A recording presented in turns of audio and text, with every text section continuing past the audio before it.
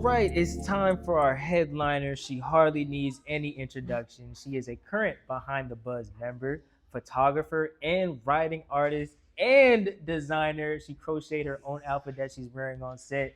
Ladies and gentlemen, we have Payday on the way.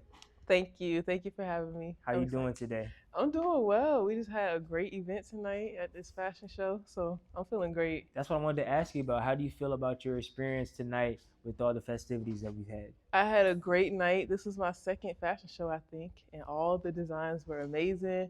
It was cool to see Behind the Buzz doing their thing as always, or our thing as I should say. Mm-hmm. But I was off the clock tonight because I'm headlining. So Right, right. yeah, I had a great time. So I think what I want to start, we know you're this artist and we know you do music, but let's get into your personality and who you were developing into this person. Okay. So starting with your childhood, how would you describe yourself as a kid? Hmm. As a kid, I feel like I'm still the same a little bit. I just do more things. But as a kid, I was very curious. I love to know things, know why and how things work. Introverted but social when I need to be, and just confident in myself. I feel like I'm pretty much the same a little bit. So yeah, so you were confident with yourself all throughout childhood till now, because we see you now. We don't know that you're an introvert. We know the extrovert. We know you for pop my Yeah. shit on stage and different things. Like Yeah. we don't know that side of Payday. I honestly never thought I would get into music because I had horrible stage fright. Really. Yes. As a kid, I used to be in choir and I would be on stage, public speaking. I cannot deal. So it's actually kind of crazy. People that know me for a long time and see me on stage, they're very proud of me because they're like, wow, you done come a long way. But one thing just clicked and I just learned or realized, yeah, it was good. They lit outside. I just realized that confidence or being on stage comfortably is kind of like a mental thing. It's in your head. So So what kind of got you over the hump? What made you want to take that leap from where you were being uncomfortable to hmm now popping off on stage? I saw some artists perform at an open mic event, and at the time I wasn't the artist yet. I was just a photographer. But I read a poem, and people loved it. And the people that were performing, I was like, they're real comfortable up there. It can't be that hard. And then no, this what happened actually. I remember there was an artist that I was standing beside while he was performing. I was right beside him, and he was like, "I'm sorry, yo, I'm nervous as fuck right now." And I was like, "We can't tell." And Mm. then I was like, "No one can ever tell unless you say something or unless you showing it." But he wasn't showing it. That was Jordo. His music's hard. I feel But like from that day on, damn, I just lost the ring. But mm, yeah. I feel like that's an interesting thing where Mhm. people almost, well, you feel nervous, but you expect everybody else to see how nervous you are. Mhm. But the fact is that they don't know.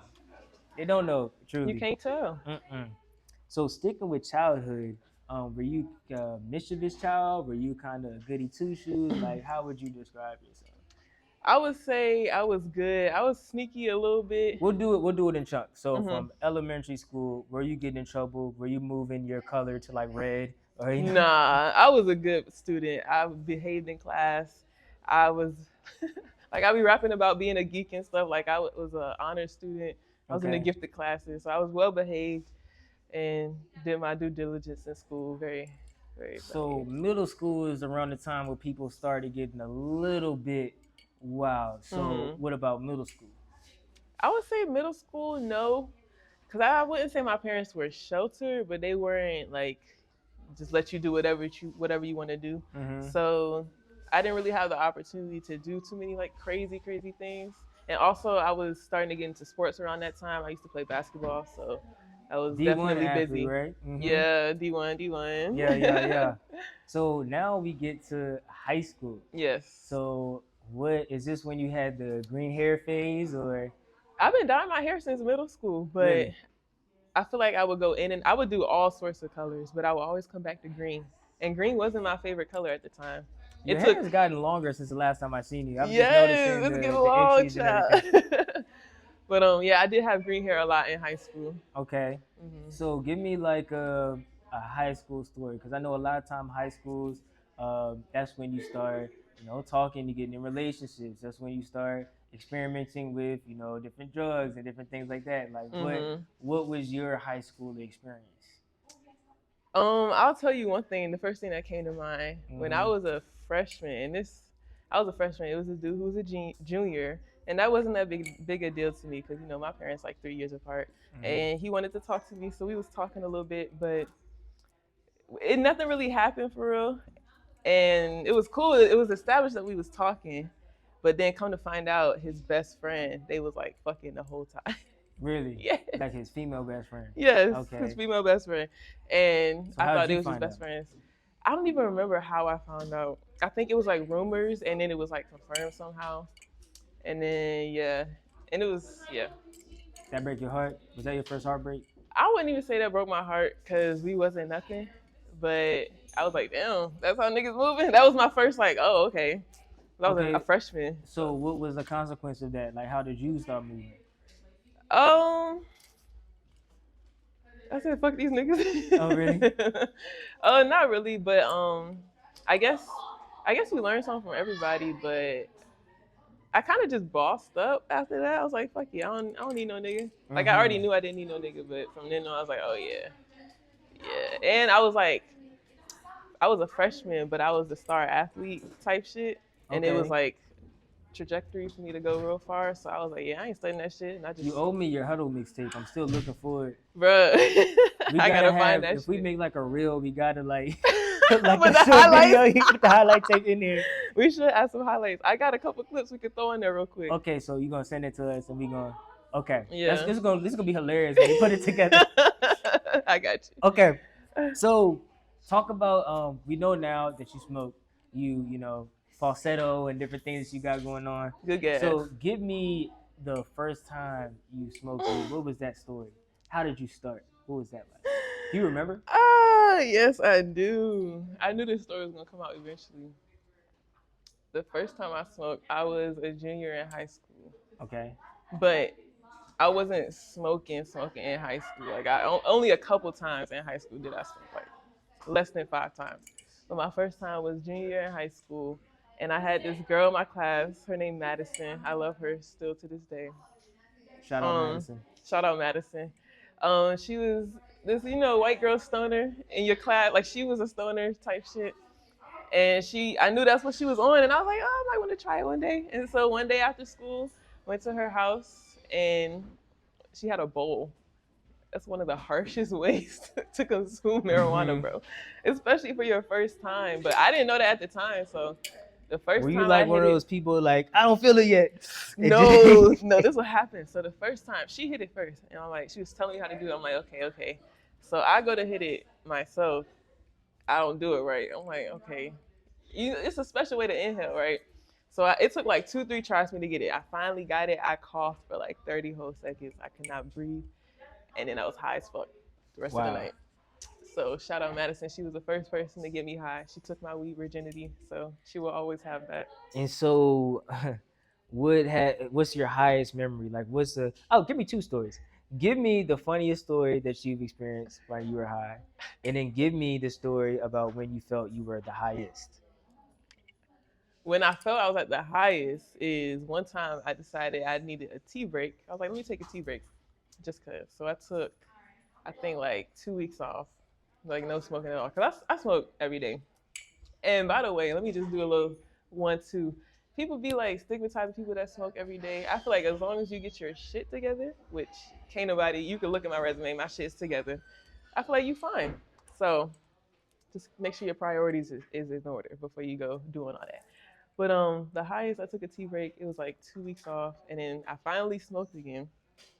I had to lay on the floor for like 30 minutes. On the floor. I just laid on the floor because I was like, whoa. Wait that a shit minute. was it. The funniest time. One time I was with some friends. This is gonna sound some crazy shit. I was with my friends and we wanted to go smoke, but we had to smoke outside in order to do so. But there was a hurricane coming. A hurricane? But the hurricane was far enough away that we wasn't gonna get the actual hurricane. It was just gonna be like rain, heavy rain. And so we walked our ass outside with some umbrellas and we was posted up. Y'all boys was out in the hurricane?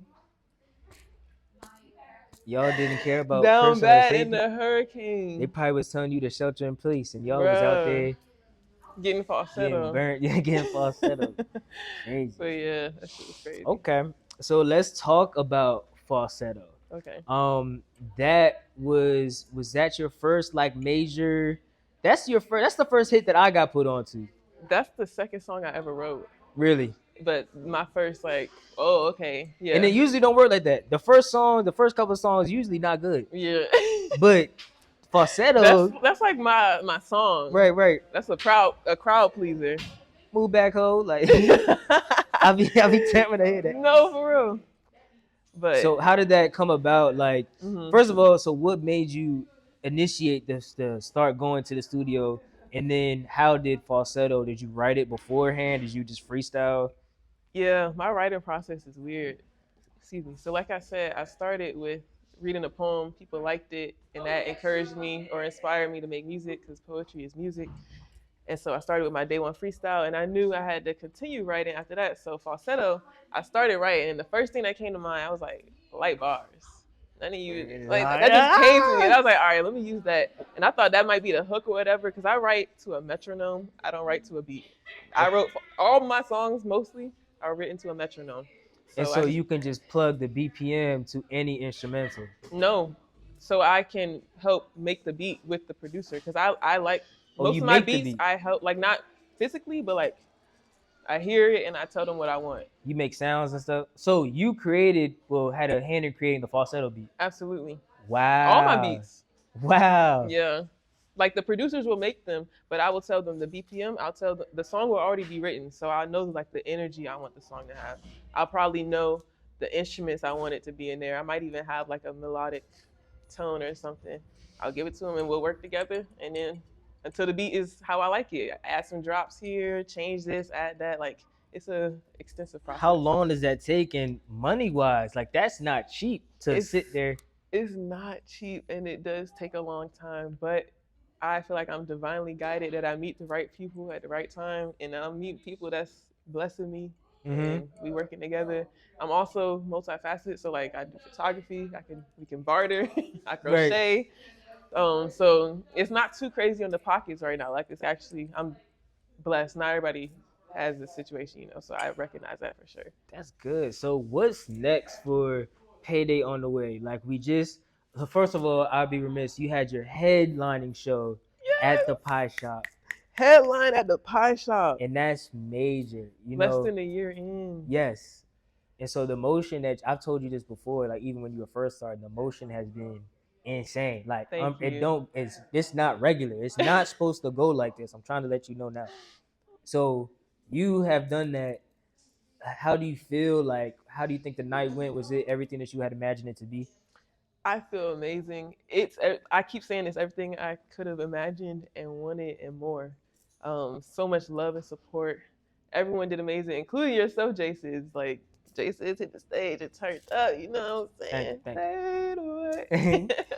But no, like it was the ambiance, the video, the photography, everything was amazing. And then I think the cherry on top was that niggas was really cranking my shit and saying my shit word for word with me. Like that's a different thing for me. I think you have a niche where it's just like people, you're very likable.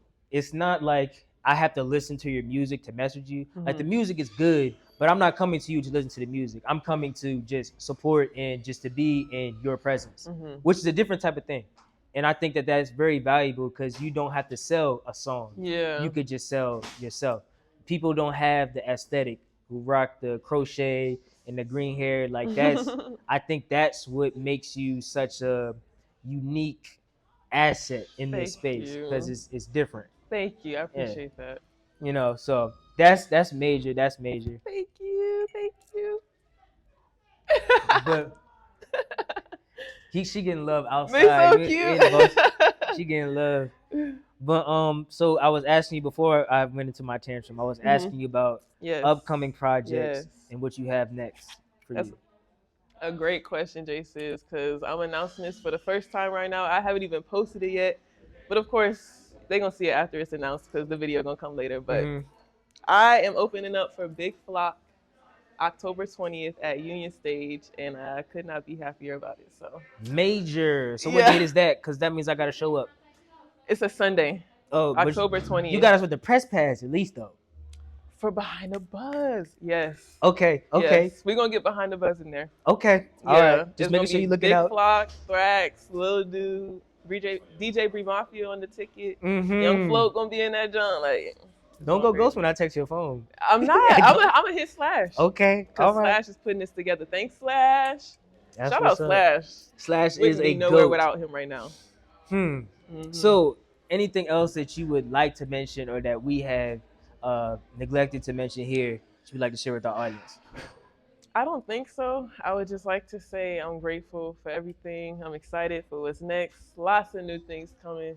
Some stuff I can't speak on right now. But the biggest thing, like I said, opening up for Big Flock October 20th. So I need everybody to pop out at that. That's going to be crazy. And yeah, I'm just excited for what's next. So everybody stay tuned. All right. Yeah. With that being said, make sure you like, comment, and subscribe to this YouTube video featuring Payday on the way and Behind the Buzz. As always, continue to be your buzz, continue to spread positivity, and continue being you, Payday. Up and coming. Thank you. Thank you so much. And that's a wrap for Behind the Buzz. Midnight.